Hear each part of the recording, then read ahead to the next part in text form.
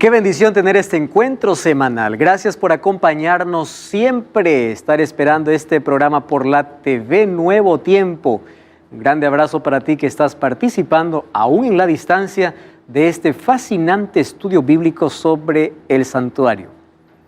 Que el Señor te bendiga grandemente. Cada semana estamos aquí trayendo un nuevo capítulo de este recorrido impresionante y maravilloso que Jesús hizo desde el momento que Él planificó nuestra redención. En el santuario ya aprendimos tres grandes verdades: su sacrificio sustitutivo, su mediación sacerdotal y en breve vamos a aprender sobre el juicio final. Y estamos listos para un capítulo más en esta temporada. Hoy hablaremos sobre el ministerio de Jesús en el lugar santísimo.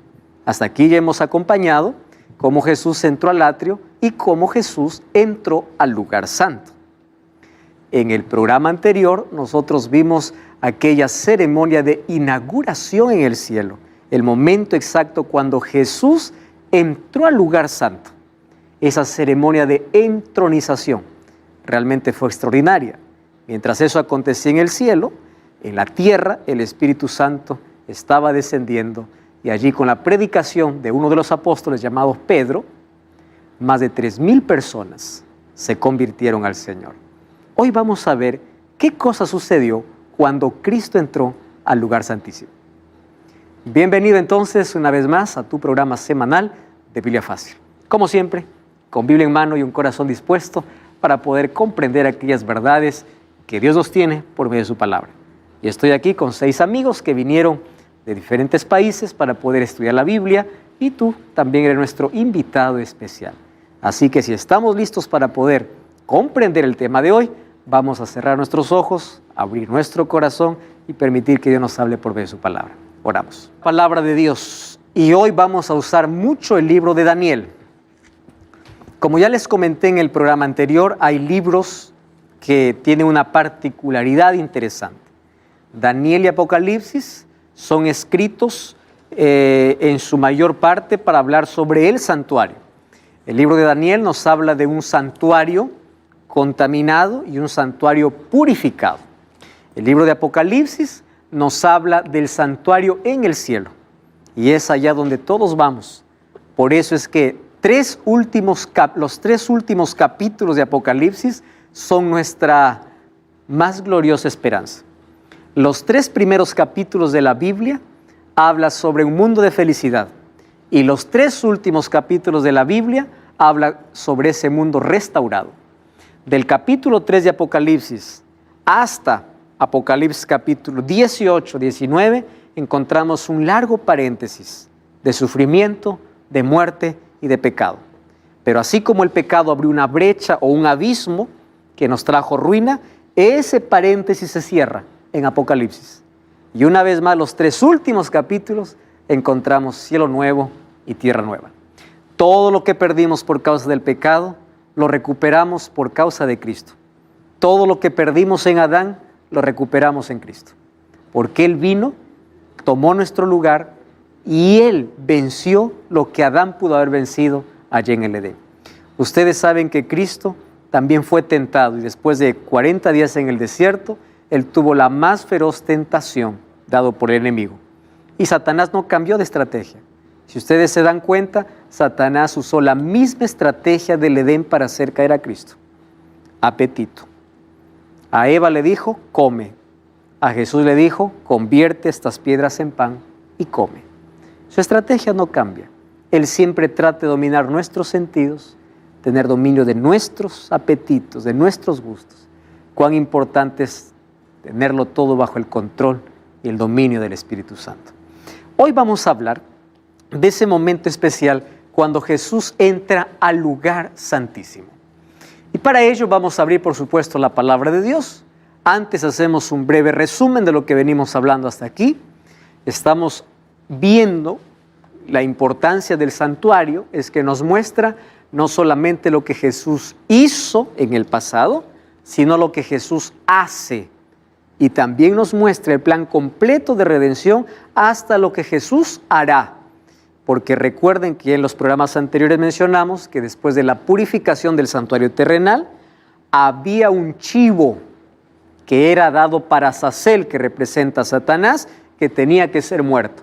Eso todavía no se cumple, porque eso era un simbolismo de lo que falta por cumplirse.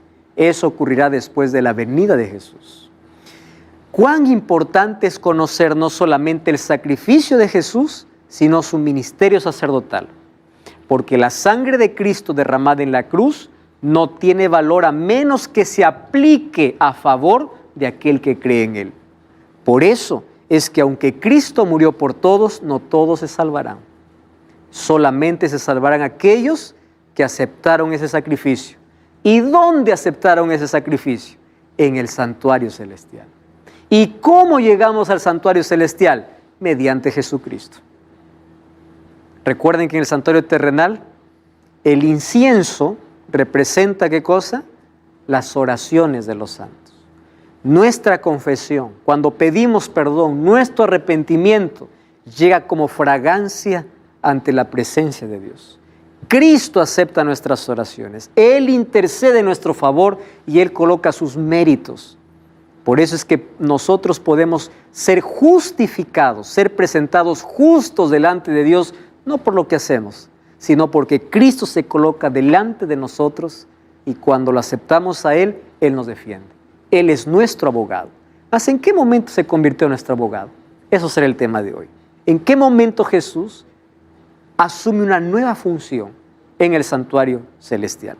Así como en el santuario terrenal habían servicios diarios y un servicio anual, en el santuario celestial tenía que repetirse. ¿Por qué? Porque lo que acontecía aquí en el santuario terrenal era una sombra de una realidad superior que acontecería en el cielo. Y es por eso que ya mencionamos en un programa anterior que el santuario terrenal y el santuario celestial tienen un parecido, no solamente en estructura, sino también en funciones. Si aquí había un sacerdocio y un sumo sacerdocio, Jesús asumiría también la función de sacerdote y de sumo sacerdote, porque aquí estaba representado el plan completo de salvación. Muy bien, para comprender eso, una vez más recordamos que el santuario necesitaba ser purificado porque los pecados quedaban registrados dentro del santuario a través de la sangre que ingresaba del animal inocente que moría. Imagínense ustedes, cuando yo traía un cordero, traía un animal para ser muerto en mi lugar, cuando la sangre del animal salpicaba sobre mí, yo podría estar sucio por fuera, pero perdonado por dentro, o limpio por dentro. Yo me presentaba limpio por fuera, pero sucio por dentro. Luego yo estaba manchado con sangre por fuera, pero por dentro estaba limpio. Y es interesante comprender eso, porque en el libro de Apocalipsis, allí podemos entender cuando ahí hace una pregunta para decir, ¿de dónde han venido estos? Dice en Apocalipsis capítulo 7. Y ahí la respuesta es, estos son los que han lavado sus ropas con la sangre del Cordero. ¿Cómo es que se lava con sangre? Claro, aparentemente estaba sucio por fuera, pero limpio por dentro, haciendo una referencia a lo que ocurría ¿dónde? En el santuario terrenal. Entonces la sangre de ese animal muerto aquí, esa sangre primero se colocaba sobre los cuernos del altar y con otro poco de sangre el sacerdote ingresaba al lugar santo. No podía ingresar al lugar santísimo. En el lugar santo había otra cortina que dividía. Sobre la cortina asperjaba la sangre y de allí salía y el pecador era perdonado. El pecador comprendía que alguien murió en su lugar y por medio del sacrificio de animales, ellos comprendían el sacrificio de Jesús y creían en el sacrificio de Jesús por la fe. Amigos, quiero que ustedes entiendan algo y esto que quede muy claro. La salvación es única en el Antiguo y en el Nuevo Testamento. Hay por ahí mucha gente que dice, en el Antiguo Testamento la gente se salvaba por la ley y en el Nuevo Testamento nos salvamos por la gracia. ¿Cómo es eso? La salvación no cambia. La salvación es por la sangre de Cristo y es por gracia desde que Adán pecó. No existe un pueblo que se salva por la ley y otro pueblo que se salva por la gracia. No. Imagínense encontrándose allá en el cielo uno del antiguo y uno del nuevo, diciendo, yo estoy aquí por guardar la ley. Y el otro dice, no, yo estoy aquí por la gracia. Yo no guardé la ley, yo hice lo que quise, yo llegué por la gracia. Eso ya no es justicia. La salvación es por gracia, antiguo y nuevo. Por eso es que la ley estuvo vigente en el antiguo y en el nuevo, porque la ley nunca tuvo la función de salvar. La ley siempre fue la evidencia de un corazón salvado. Ahora, vamos a comprender cómo es el momento en el cual Jesús entró para el lugar santísimo. Ya comprendimos en el programa anterior en qué momento Jesús entró al lugar santo. Y comprendimos que cuando había una ceremonia de entronización de Cristo en el cielo, el Espíritu Santo descendió a la tierra a las 9 de la mañana, como dice Hechos capítulo 2, cuando los apóstoles recibieron el Espíritu Santo y empezaron a predicar el Evangelio. Predicaron en diferentes lenguas. Nosotros lo conocemos como el Pentecostés o la venida del Espíritu Santo. Pero esto tenía un significado más profundo. Era que Jesús entró en el lugar santo. Ahora, para poder comprender lo que ocurría o lo que ocurriría en el cielo en el momento que Jesús entraría al lugar santísimo, tenemos que tener claro en la mente lo que ocurría en el día de la purificación del santuario, cuando el santuario estaba en la tierra. Porque si esto era una sombra de lo que iba a ocurrir allá, significa que cuando comprendemos bien lo que ocurría en el día de la purificación, vamos a comprender en qué momento Jesús ingresó al lugar santísimo. Así como lo hemos hecho con los otros compartimentos, cuando Jesús entró al atrio o al patio, o cuando Jesús entró al lugar santo. Vamos entonces a Levítico capítulo 16. Allí encontramos cómo era la ceremonia de purificación del santuario. Levítico capítulo 16. Es un libro extraordinario para poder hablar sobre la purificación del santuario. De paso, aquí todo el capítulo 16 es bueno que lo podamos leer así con tanto detalle, porque allí Dios explica cómo tendría que ser purificado. Vamos a leer el versículo 3. Aarón entrará en el santuario con esto. Presten atención. Un becerro para la expiación y un carnero para el holocausto. Miren cómo era ese día. Se vestirá con túnica santa de lino. Se pondrá los calzoncillos de lino. Se ceñirá el cinto de lino y con la mitra de lino se cubrirá. Estas son las santas vestiduras, con ellas se ha de vestir después de bañarse o después de lavar su cuerpo con agua. De la congregación de los hijos de Israel tomará 2 machos cabríos para la expiación, un carnero para el holocausto. Aarón hará traer su becerro para la expiación, a la reconciliación por sí mismo y por su casa. Después tomará los 2 machos cabríos y los presentará delante de Jehová a la puerta del tabernáculo. Echará suertes Aarón sobre los 2 machos cabríos, una suerte para Jehová y otra suerte para Azazel. Y hará traer Aarón el macho cabrío sobre el cual caiga la suerte por Jehová y lo ofrecerá como expiación. Pero el macho cabrío vivo sobre el cual caiga la suerte para Azazel, lo presentará vivo delante de Jehová para hacer la reconciliación sobre él y enviarlo al desierto para Azazel. Y de allí podemos continuar leyendo todo el capítulo y da de una manera muy linda, de manera práctica y simple, la manera como se ejecutaba la purificación del santuario. Presten atención los detalles. ¿Quién entraba al lugar santísimo? Solo el sumo sacerdote. ¿Cuántas veces? Una vez. ¿Qué día? 10º día del 7º mes. ¿Qué mes era ese? Tishri, que para nuestro calendario sería octubre. Ahora, aquí viene el asunto interesante.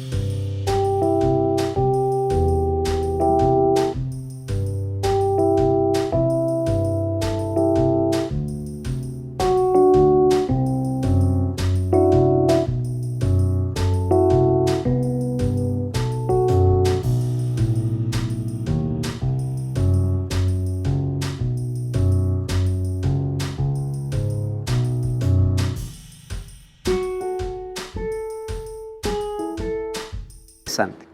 Para presentarse delante de Jehová, no tenía que presentarse de una manera simple. Si ustedes se dan cuenta, el sacerdote tenía que vestirse de vestiduras santas. ¿Qué significa vestiduras santas? Lino fino, lo mejor, porque estaba delante de la presencia de Dios. Miren, cuando nosotros vamos a la presencia de Dios, Dios nos enseña incluso lecciones de limpieza para poder estar allí, en la presencia de Dios.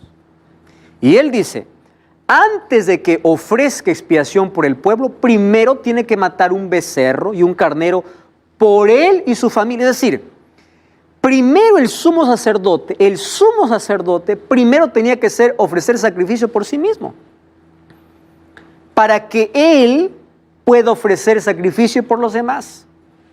Por eso es que él entraba primero para él recibir el perdón y luego para poder limpiar el santuario. ¿Y cómo se hacía esa limpieza? Esa limpieza no se hacía con escobas, esa limpieza se hacía con sangre. Pero ¿cómo es eso? Si todo el año tiene sangre y otra vez sangre, ¿qué tipo de limpieza es esta? Muy bien, todo esto era el simbolismo del sacrificio de Cristo y de las fases del ministerio de Cristo. 2 machos cabríos eran traídos hacia la puerta de reunión. En esos 2 machos cabríos colocaba suertes. Una suerte para Jehová, la otra para Azazel. Azazel ya dijimos que es la representación de Satanás. ¿Cuál macho cabrío se sacrificaba? El que era para Jehová. ¿Por qué la representación de quién? De Cristo.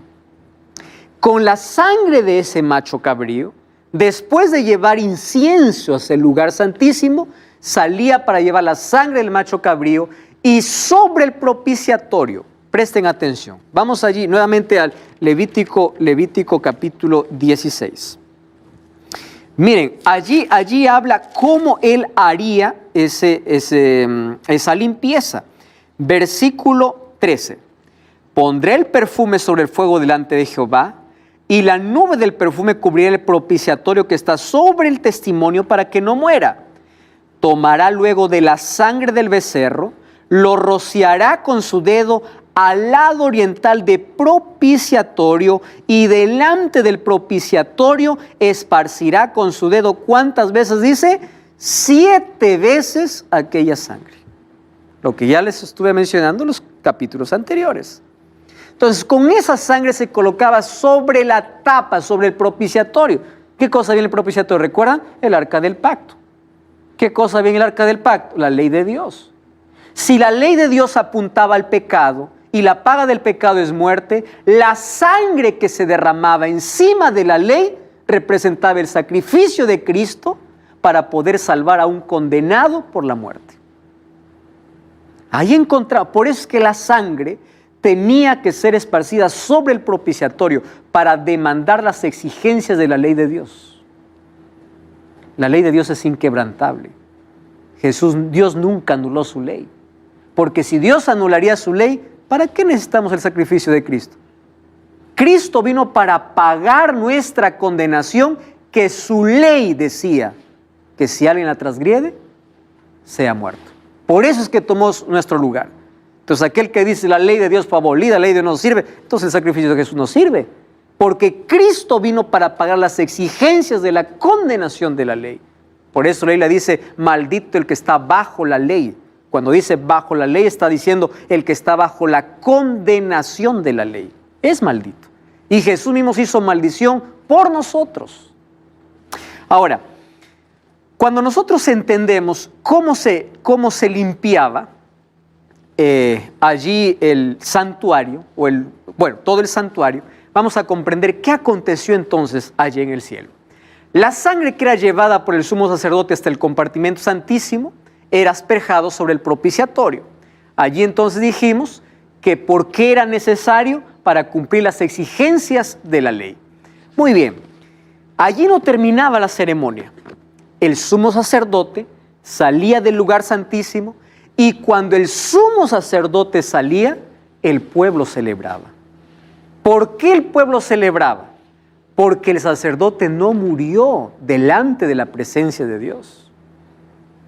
No murió. Y eso significa que el santuario estaba purificado y que sus pecados habían sido perdonados. Y ellos comenzaban un nuevo año. Ellos continuaban creyendo en el sacrificio de Cristo, pero sus pecados del año anterior ya fueron perdonados. Esto le voy a explicar en un momento qué significa para nosotros hoy. Cuando el sumo sacerdote salía para bendecir al pueblo, diciendo: Dios perdonó todos nuestros pecados. Pero bueno, para que esos pecados sean eliminados para siempre, vamos a colocarlos sobre un macho cabrío, que aparecía después de la expiación, el macho cabrío para Azazel. Colocaba las manos y de manera simbólica la basura que trajo de adentro, representado por el pecado, lo colocaba sobre ese animal que simbolizaba a Satanás. Una persona llevaba al desierto tan lejos ese animal para que nunca más pueda volver, y cuando la persona volvía no podía entrar al campamento. Tenía que purificarse, tenía que estar afuera por unos días, porque había llevado al animal que llevaba los pecados de todo el pueblo. Y eso era el símbolo de Satanás, que finalmente irá al desierto, como dice Apocalipsis 21, por 1000 años y finalmente será destruido. Sí, Roque. Pastor, ¿hay antecedentes en la Biblia de que un sumo sacerdote murió en el lugar santísimo? No, en la Biblia no tenemos ninguna referencia de un sumo sacerdote muerto en el lugar santísimo. Pero al entrar en la presencia de Dios, el temor era que el sumo sacerdote no pueda salir. ¿Por qué el temor? Porque si había pecado, ¿verdad?, o Dios no aceptaba esa limpieza, el sacerdote moría, porque él representaba a todo el pueblo en ese momento. Que Dios siempre perdonó. Exactamente. Entonces, ese día de la purificación era un día de juicio para todo el pueblo. No se olviden esa palabra, juicio. Juicio. Muy bien. ¿Cómo eso entonces se representa a Jesús? Cuando Jesús fue al cielo, entró al lugar santo. Y si las cosas terrenales eran una sombra de las cosas celestiales, Jesús también asumiría dos funciones: sacerdotal y sumo sacerdotal. Con esto no queremos decir de que Jesús por un momento tiene un título, luego tiene otro título, que Jesús estaba restringido de no entrar en el cielo. No, es la manera como nosotros podemos comprender de manera didáctica el asunto de las dos funciones de Cristo. Primero como intercesor y luego ejecutando una obra de juicio. ¿Qué cosa es el día de la expiación?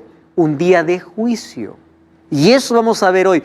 Cuando Jesús asume esta nueva fase, esta nueva etapa, la etapa o la función de sumo sacerdote. Para poder analizar esto, nosotros tenemos que ir a la Biblia. Vamos a Daniel capítulo 8, versículo 13 y versículo 14. Daniel capítulo 8, versículo 13 y versículo 14. Muy bien, allí encontramos la visión que tiene Daniel, ¿correcto? Y allí el versículo 13 dice así: entonces oí hablar a un santo, y otro de los santos preguntó a aquel que hablaba: ¿hasta cuándo durará la visión del sacrificio continuo, la prevaricación asoladora y la entrega del santuario y el ejército para ser pisoteados? Y dijo: hasta 2300 tardes y mañanas, luego el santuario será purificado. Este es un diálogo que ve Daniel en una visión.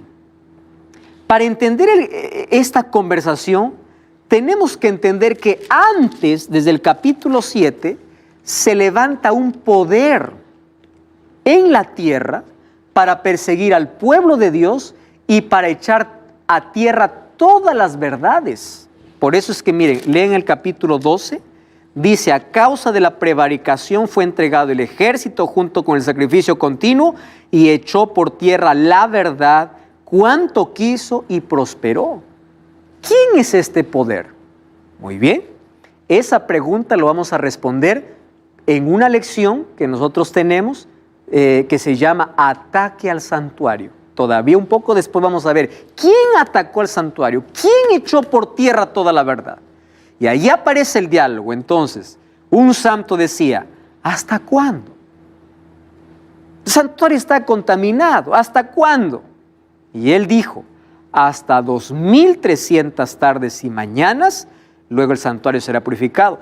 El versículo 15 dice, yo, Daniel, consideraba la visión, procuraba comprenderla, hasta que se puso delante de mí uno con apariencia de hombre, y allí viene la explicación de toda la visión, y en el capítulo 9 encontramos la explicación de Gabriel sobre las 2300 tardes y mañanas y las 70 semanas que eran cortadas para el pueblo judío. Esto es intrigante e interesante. No cambies el canal, vamos a una breve pausa y ya regresamos para poder interpretar esta profecía donde hablaba sobre la purificación del santuario.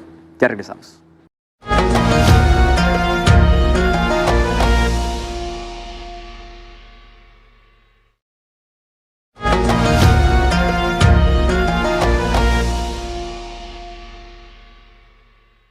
Y estamos de regreso, estás en tu programa de Biblia Fácil y ya sabes que aquí siempre ofrecemos un material totalmente gratis para que tú lo puedas tener en casa. Ahora no es un curso bíblico, sino un DVD, para que puedas profundizar tu conocimiento sobre la palabra de Dios y sobre este fascinante tema sobre el santuario. Este DVD, Santuario el Camino de Dios, puedes solicitarlo ahora mismo a través de nuestro número de WhatsApp, más 5512-9800-1460. Solicítalo ahora mismo y el DVD llegará a tu casa totalmente gratis. Muy bien, estamos hablando sobre el ministerio de Jesús ahora en el lugar santísimo. Y allí Roque me hizo una pregunta en el bloque anterior sobre si algún sumo sacerdote había muerto en la presencia de Dios.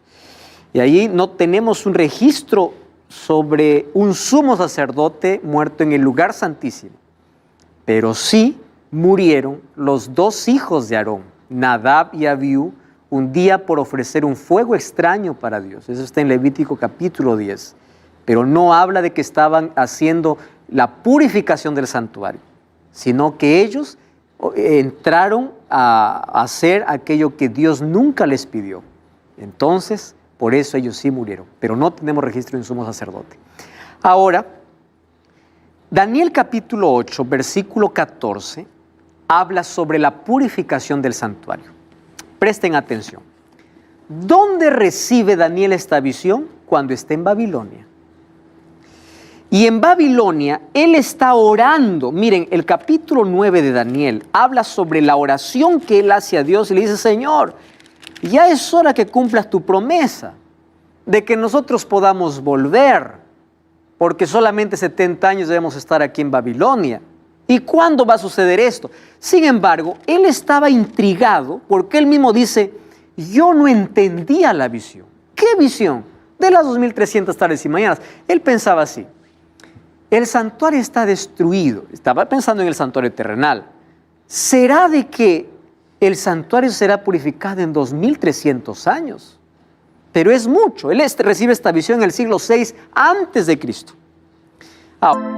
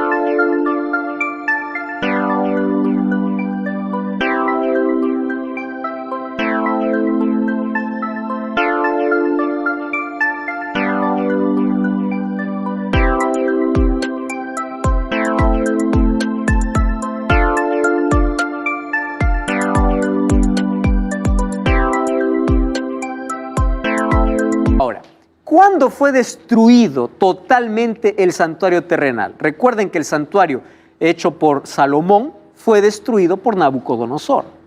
Luego fue reconstruido por Herodes. Y ese templo que fue reconstruido por Herodes fue al templo al cual Jesús entró.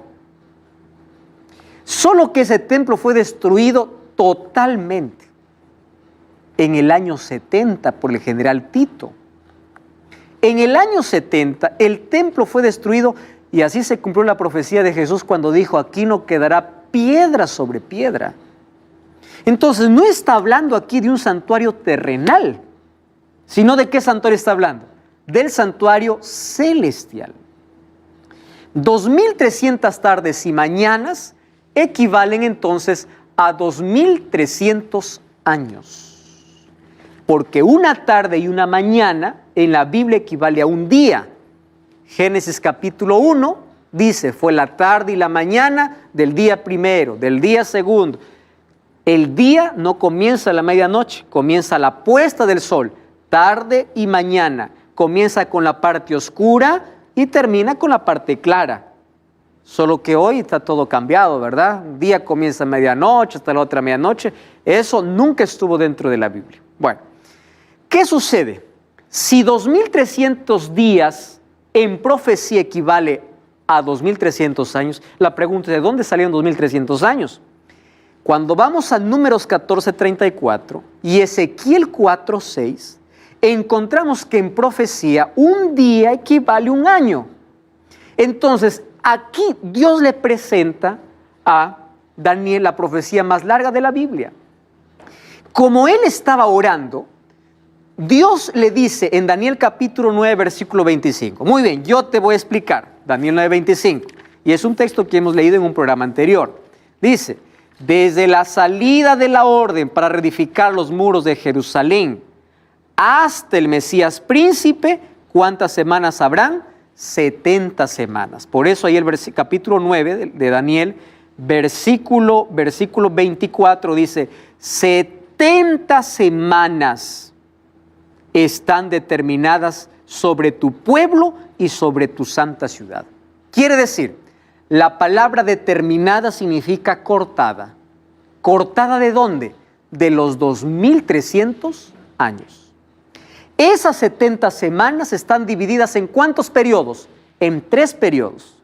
Primero, 7 semanas, luego 62 semanas y luego 1 semana. Si nosotros sumamos 62 más 7, ¿cuánto es? 69. Más 1, 70. Las 70 semanas están divididas en 3 periodos. ¿Por qué en 3 periodos? Porque 7 semanas, que equivale a 49 años, se terminó de reconstruir los muros de Jerusalén. Luego de 62 semanas llegamos ¿a dónde? Al bautismo de Jesús en el año 27. Y la última semana está hablando del ministerio de Cristo. Por eso dice: a la mitad de semana hará cesar el sacrificio. Está hablando de la muerte de Jesús. Muy bien. ¿Cuándo terminan entonces las 70 semanas? En el año 34 de la era cristiana. ¿Qué sucede en el año 34? En el año 34 muere el primer mártir de la iglesia. ¿Quién es? Esteban.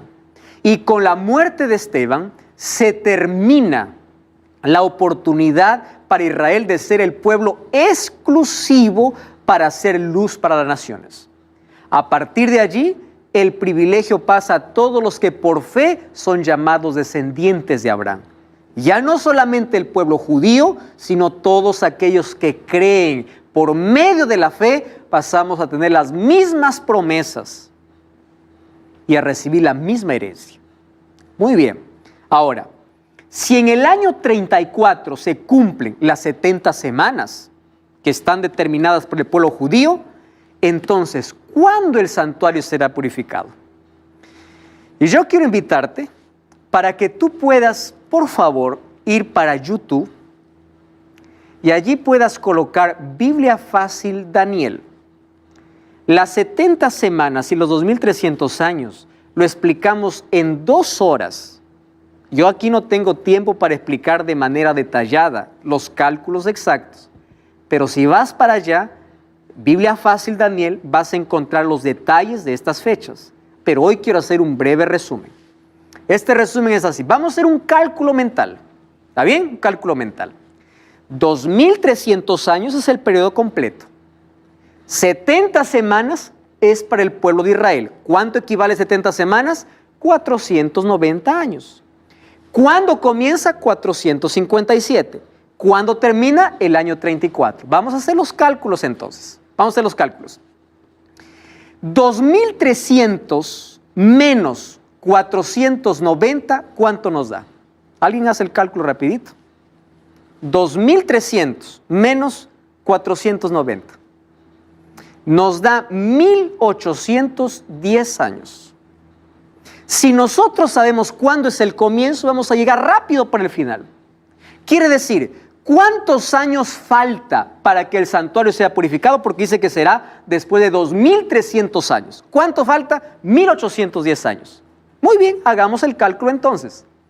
¿Cuándo terminan las 70 semanas? En el año 34. 34 más 1810, ¿cuánto es? 1844. Hacemos un cálculo así, rápido y breve, con un lápiz o con una calculadora, y encontramos esto.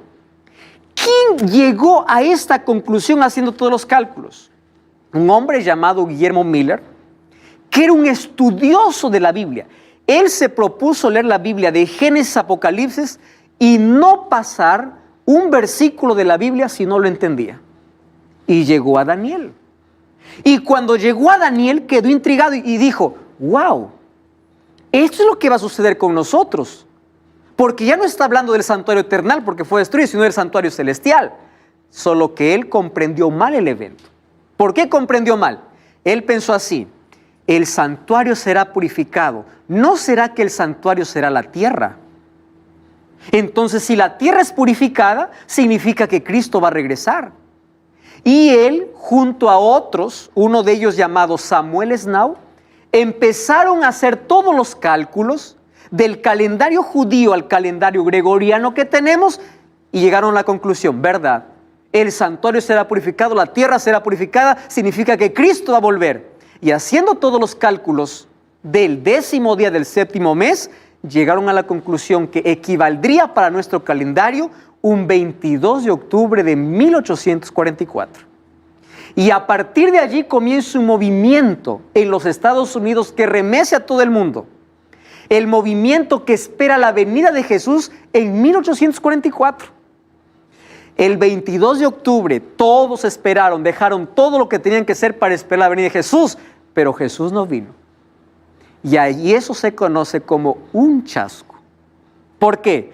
Porque mucha gente estudiosa de la Biblia pensó de que el 22 de octubre de 1844, cuando decía la Biblia que el santuario sería purificado, pensaban que Cristo iba a volver. Ahora, ellos estaban con la fecha correcta, pero con el evento equivocado. Porque Jesús no vendría a la tierra. Jesús asumiría una nueva función, la función de sumo sacerdote o la fase última de juicio. Entonces, si nosotros hacemos todos los cálculos de las 2300 tardes y mañanas, desde su comienzo hasta su final, llegamos a la conclusión, aquí tengo un diagrama, que Jesús comienza una obra de juicio en el cielo. El 22 de octubre de 1844, dando inicio a una nueva fase de su ministerio. Y cuando Cristo deje el lugar santísimo, quiere decir, no habrá más intercesión, Jesús volverá para esta tierra. Nosotros hoy estamos viviendo en un juicio que se lleva en el cielo. Eso lo vamos a ver en las próximas lecciones. En este juicio hay un acusador, hay una ley, hay testigos, hay libros, hay un acusado, hay un abogado y hay un juez. Eso es lo que está pasando hoy. Y todos los días estamos siendo juzgados. Entonces, ¿cómo es que el santuario celestial será purificado? Vamos a Hebreos capítulo 9, ¿sí? Hebreos capítulo 9, versículo 23. Miren, hay algunos que dicen, no, eso es imposible. ¿Cómo es que el santuario celestial tiene que ser purificado? Nuevamente quiero repetir, no se trata que en el cielo hay pecado hoy. ¿correcto? Lo que dije es que inició el pecado porque Lucifer un día estuvo en el cielo y en el santuario, pero de allá fue expulsado. Pero entonces, ¿por qué se contamina? Porque ahí están nuestros registros de pecado. Vamos a Hebreos capítulo 9, versículo 23. Miren lo que dice el versículo 23. Fue pues necesario que las figuras de las cosas celestiales fueran purificadas así. ¿Está hablando de lo terrenal o de lo celestial? Celestial. Pero las cosas celestiales con mejores sacrificios, porque no entró Cristo en el santuario hecho por los hombres, figura del verdadero, sino en el cielo mismo para presentarse por nosotros ante Dios. Y no entró para ofrecerse muchas veces como entra el sumo sacerdote en lugar santísimo cada año con sangre, sino, dice el versículo 26, se presentó una vez con su mismo sacrificio. Ahora entiendan este texto. Jesús tenía que entrar a ese lugar, pero ya no para ofrecer sacrificio. ¿Qué sucedía en el santuario terrenal? En el día de la expiación tenía que ofrecer su sacrificio. Jesús no necesitaba. Su sacrificio fue único, para siempre, para salvar la condenación de la humanidad. Sin embargo, dice Hebreos, que el santuario celestial también necesitaba, ¿qué cosa hacer? Purificado. ¿Purificado de qué? De nuestros registros de pecado. Cuando nosotros vamos a la Biblia, nosotros vamos a encontrar allí en el libro de Daniel. Vamos al libro de Daniel, miren, capítulo 7. Este es un texto extraordinario. Allí en Daniel capítulo 7 dice que los libros en el cielo fueron abiertos. Miren, vamos a leer Daniel capítulo 7, vamos a leer el versículo 26. Daniel 7, 26. O mejor, vamos a Daniel capítulo 7, versículo 9, de ahí el 26. Estuve mirando hasta que fueron puestos unos tronos y se sentó el anciano de días, vestido de blanco como la nieve, pelo de su cabeza como lana limpia, su trono llama de fuego, fuego ardiente, un río de fuego procedía y salía delante de él, miles y miles le servían, millones estaban delante de él. El juez se sentó y ¿qué cosa dice? Los libros, ¿qué cosa fueron? Abiertos. ¿Qué cosa está registrado en los libros? Nuestra historia, nuestra vida. Entonces, si nuestros pecados ingresan hasta el santuario celestial, necesita ser purificado. Por eso es que cuando Cristo sale, vuelve para la tierra, Satanás va a quedar prisionero 1000 años. ¿Recuerdan qué cosa sucedía cuando el sumo sacerdote salía? Mandaba al chivo, que era para Azazel, al desierto y allí moría. Está hablando de un juicio que Jesús iniciaría ¿dónde? En el santuario celestial. Y según la profecía, ese santuario tendría que comenzar su purificación en 1844. Ahora, ¿qué cosa sucede en esta primera fase? Vamos a hablar sobre el juicio en otro capítulo. Pero aquí en esta primera fase, los falsos creyentes son eliminados porque ellos van a morir por sus propios pecados. Pero Cristo va a eliminar los pecados de aquellos creyentes que se arrepintieron de verdad. De aquellos que hicieron de Jesús su sumo sacerdote. Esos pecados serán totalmente perdonados y el santuario quedará limpio incluso de registro de sus pecados. Ahora, ustedes saben que todos los días estamos viviendo un juicio. Cuando una persona muere, su destino está decidido. Nadie te salva con una oración, con una misa. La salvación es un asunto de decisión. Por eso es que Dios dice, hoy he puesto delante de ti la vida y la muerte, para que tú elijas en vida. Cuando tú mueres, tu destino está definido. Entonces, si tú no has